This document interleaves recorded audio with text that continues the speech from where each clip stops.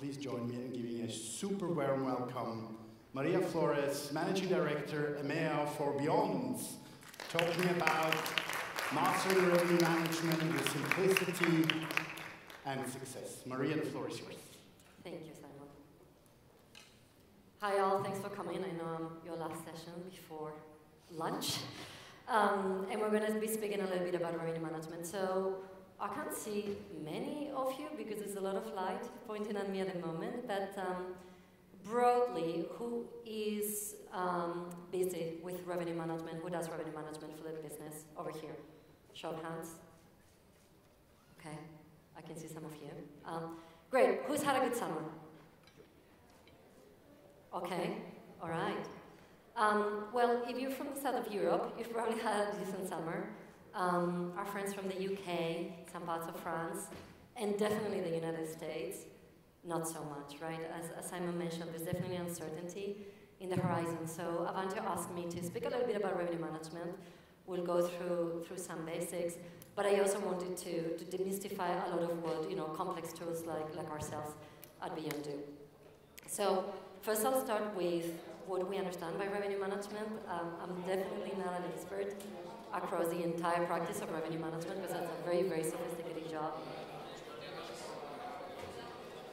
Is that? Okay. But it's components of that. In particular, I'll focus on dynamic pricing, but not from the point of view of a tool, but from the point of view of what are the key indicators that you should be looking at when you set your prices. And then we'll go into some more advanced stuff and how we're looking at the Olympics in particular. So, show of hands first, if you are running a revenue management practice or you do a little bit of this in your free time, 0 hands up if you don't know what you're doing, 1 hand up if you feel pretty confident, and 2 hands up if you're a wizard of revenue management and you should be here on stage instead of myself. No hands? Are you kidding me? All right, okay, all right, so we don't know what we're doing, that's fine. Right, so first of all, this is always evolving, right? The way that revenue management was done 2 years ago has nothing to do with what all of you guys are doing today. You have more data, more tools, it's more complex, it's more expensive, and you probably have bigger teams as well. So, as a foundation, we do speak about dynamic pricing as kind of like the key base for your revenue management practice. Deciding the right price for the right person at the right time is probably the first step. But on top of that, of course, there's other practices that I will not cover that much today, but it's about finding the right distribution for your properties, and also ideally trying to get a little bit of data from your users to make sure that you know more of them. So you can use that for marketing. There's been a lot of sessions around marketing, and in particular about how to build content with AI. There's even property managers here in the conference that have developed their own booking reviews tools, and of course, how to speak to owners is an ongoing thing. So again, there's a ton of different practices to revenue management. I will focus on pricing for today, but there's a lot more. So before I go there, as I said, it's a foundation, and usually when people think of platforms such as ourselves at Beyond or the competition, they tend to see us as a tool that looks after the demand in the market, and they pick on that demand in the market to understand where there's more reservations, where there's less reservations, to just change the price up or down. But actually defining a price, whether you do it with a tool or you do it manually, has become a lot more complex than that. There's 5 factors that are very important, but there's 9 factors overall that I'm going to talk about. So the first one is your base price. That is 50% of your success as a revenue management. There's more to that, but getting the base price right is probably the most important thing that you can get right. And setting up a base price is not necessarily simple, because you need to take into consideration your historical data, you need to take into consideration how your property sits in the market, but also how users are changing in the market. So that's number one. And then, of course, the seasonality and day of the week. I think even manually, everyone has been using these factors to increase weekend data, weekend prices, or increase their prices during the summer. But as I mentioned, revenue management is an ever-evolving practice, and it's becoming more and more sophisticated. So one of the recent innovations in revenue management this year has been the use of search data. Anyone here in the room understands what that is? No? Yeah, thanks, one of my colleagues. So traditionally, when you are looking at increasing prices, right, decreasing prices, you're trying to understand the demand of the market. That demand has historically been understood by the number of reservations you get. Example, there is a concert, or a Champions League kind of like match, gets announced in your city, and suddenly you start seeing a ton of reservations coming into your system, and then someone realizes that there's an opportunity to make more money. But by that time, you probably have a bunch of reservations that were, frankly, underpriced. So you've left a lot of money on the table. That is what we call internally as sacrificial units, which is a pretty dramatic term. But I think it does signify the fact that you could have made a lot more money, and you had to sacrifice those units to be able to raise the price. So search demand data is something that has come up this year. There's a couple of people doing it, ourselves one of those. But essentially what it does is it goes into a website, and it tries to understand what people are searching. They may not book it, but first they search. Because they may search on a website, then they may go to another website, then they may go to an OTA. So it is very, very important to have this information at the point of intent of that marketing funnel, not at the point of actual reservation. And on that website, you may actually pick that for whatever reason, and sometimes you actually don't know it, on the 2nd of December, there's a lot more demand than what you expected. So what you can do with that information is to actually push that price up and avoid those sacrificial bookings. The end result is that you should always have a point of consideration of what people are searching for and what people are actually making a reservation for.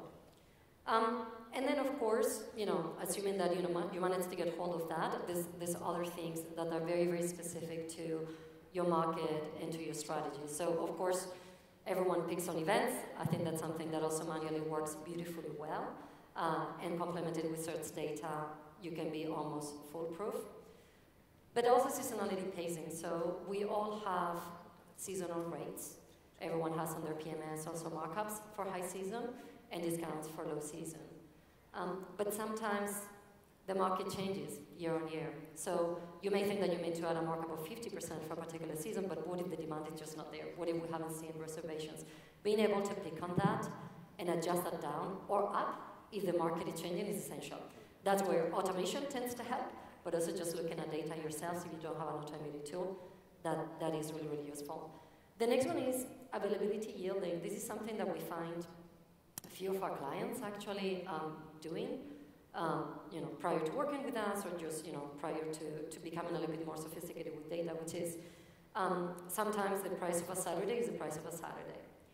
But if you actually have a reservation that ends on Friday, it is less likely that that Saturday would actually be booked, right? Because some people will be looking for Friday to Sunday.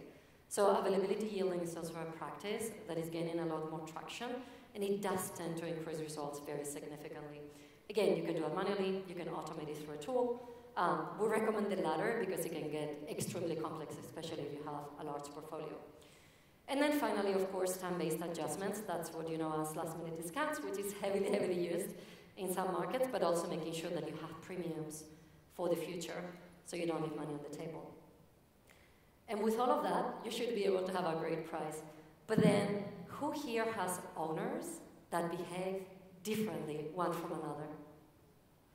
Exactly. So actually, each property is very, very unique. You may have an owner that wants their property to be occupied 100% of the time. And with a regular, combination of manual prices maybe, or a dynamic pricing tool, you may only get to like 80% of what you need to get, because you will always need to adjust your objectives to your owners. That happens all the time, and I know that one of our clients actually said this, and I love how it said it. Like, I don't run a hotel with 70 rooms. I run 70 hotels, and each of those need to hit their own particular objectives. So 9 factors, a little bit easier with technology, but take them into consideration when you set your price. Outside of that, there's a couple of things that we have found particularly useful. So as a company, we work in Europe, but we work very extensively in the US. The US is a market that has shrunk considerably this year because of recession and a number of other factors. And that means that most of our clients have had to become very sophisticated in how they squeeze every single night that they have available. So there's a couple of things that, particularly in the US, but we predict that this is going to come to become more and more important in Europe as every night counts. But one of them has been gap filling and yield management. So normally, if you have, the problem statement is bookings can create availability gaps, right? Imagine you have a minimum stay of 3 nights, and suddenly you have 2 nights free.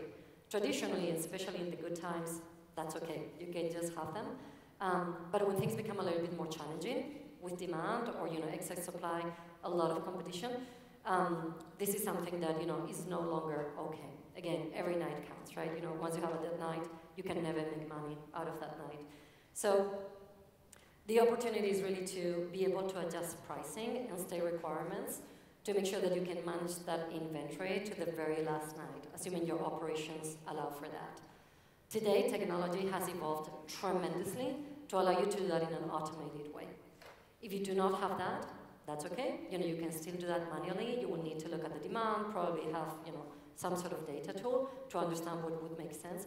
But it is something that you can control and can definitely increase your yield. Yeah, and our tip is obviously, try to set automatic rules, because doing that manually sounds like a huge mission. As things become more challenging, it will be very important to maximize all of that. And then the next one is the minimum stay strategy. So related to that, right? If you have a minimum stay of a number of days, and you see that actually the market is moving quite quickly. So what you can see there on the graph is the length of stay for a particular market has actually dropped by 33% year on year. And we've seen more and more of this, right? Especially as recession has hit, some markets, people stay less nights. That's just, what it is. And that obviously puts a lot of pressure on property managers in terms of costs, because ideally you don't want to, increase your cleaning fees and have, short-term turnarounds and so on and so on. But minimum stays are something that can have a huge impact on your booking pace. We're seeing that a very decent percentage of our clients, as we're starting to read data from their websites, they have minimum stays that definitely do not match what clients are searching for, especially this year. And that visibility gives you an idea of the fact that you do need to think a little bit harder. And again, it's not easy, with costs also raising. But if you do it right, you can again extract a lot more value from your properties. So the opportunity is, look, set minimum stay rules to ensure that that strategy does align with market trends. Technology has evolved. In most softwares, you're able to also book minimum booking values, and all of those good things to make sure that you at least protect your profit to the extent that you can. But we have seen a massive trend on reduction of minimum stays, especially in markets where demand is becoming more challenged. So reviewing this constantly, having visibility of what people are booking or searching is more important than ever. So again, the tip is look at the data. If you don't have a way to understand this trend, I would encourage you to find one. There's many data tools out there or revenue management tools, but this is something that can impact your booking pace very considerably, as we have found this year. So those two levers have been crucial in maximizing revenue in those places where the market hasn't been as buoyant as previous years. And this is an example, right? This is an example of good times coming, actually. So the French market has not had the best of summers, but obviously with the Rugby World Cup, things are looking up towards this part of the year. And next year with the Olympic Games, we've had a ton of clients asking us what they should do, because it's still a while away. Yet, if you look at the occupancy for those dates in the market, obviously there's been kind of like a 40% increase already from the levels that we would expect at this time of the year. But it has been very important, and if anyone is working in the Paris market, we actually did a pretty in-depth report about the Olympics game that we're very, very happy to share. But it has become more important than ever to understand very crucially everything related to the market. So first one is, of course, track what the competition is doing, the occupancy and so on, almost on a weekly basis.